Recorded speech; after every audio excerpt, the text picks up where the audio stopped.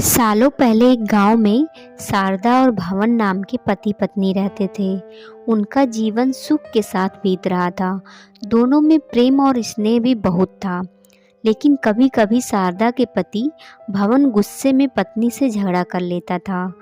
कुछ समय बाद जब उसका गुस्सा शांत होता तो उसे अपने किए पर शर्मिंदगी भी होती थी। शारदा को पता था कि उसके पति को अपने व्यवसाय में फायदा नहीं हो रहा है, जिसकी वजह से उसका स्वभाव चिड़चिड़ा हो रहा है। इसी वजह से शारदा पलटकर कोई जवाब नहीं देती थी। काम सही से न चलने के कारण भवन का ज़्यादातर समय घर में ही बीत रहा था। उसकी पत्नी बड़ी ही धार्मिक स्वभाव की थी। घर में खुशियाँ लाने के लिए वो धर्म कर्म करती रहती थी। एक दिन दोपहर के समय उसके घर में एक बूढ़े महात्मा आए।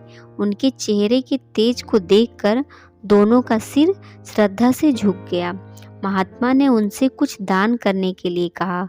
शारदा ने महात्मा को भिक्षा में दाल और चावल दिए और प्रणाम करके उनके सामने बैठ गई।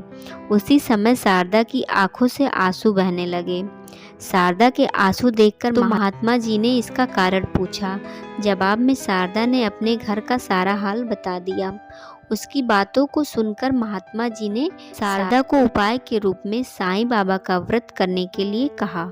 साथ ही इसकी विधि बताते हुए बोले कि लगातार 9 गुरुवार तक एक समय खाना खाकर पूरी विधि से साईं बाबा की पूजा करने से उनके सारे दुख दूर हो जाएंगे। शारदा ने महात्मा के कहे अनुसार विधि पूर्वक से प्रत्येक गुरुवार को साईं बाबा का व्रत किया।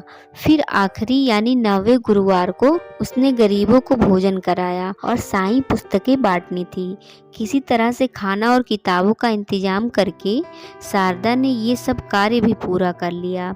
जैसे ही यह सारे कार्य संपन्न हुए, शारदा के घर में होने वाले झगड़े और भवन के कारोबार में आई अड़चनें दूर होने लगी। अब दोनों पति पत्नी सुख से अपनी जिंदगी जी रहे थे।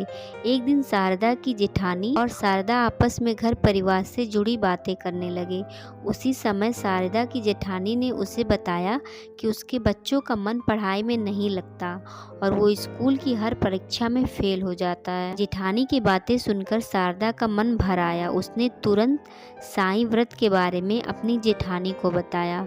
पहले शारदा ने अपने घर का किस्सा सुनाया कि वो कितने परेशान थे और साईं बाबा की कृपा से आज कितने सुखी हैं। इसके बाद शारदा ने अपनी जेठानी को पूरे 9 गुरुवार साईं व्रत करने के लिए कहा और उसकी विधि भी बताई। शारदा की जेठानी ने ठीक वैसे ही किया और कुछ ही समय में उसके जीवन का संकट भी दूर हो गया। उसके बच्चे का मन पढ़ाई में लगने लगा और उसके अच्छे अंक आने लगे। मुसीबत के समय घबराने की जगह आराध्य पर सच्ची श्रद्धा रखते हुए परेशानी दूर करने की कोशिश में लगे रहना चाहिए।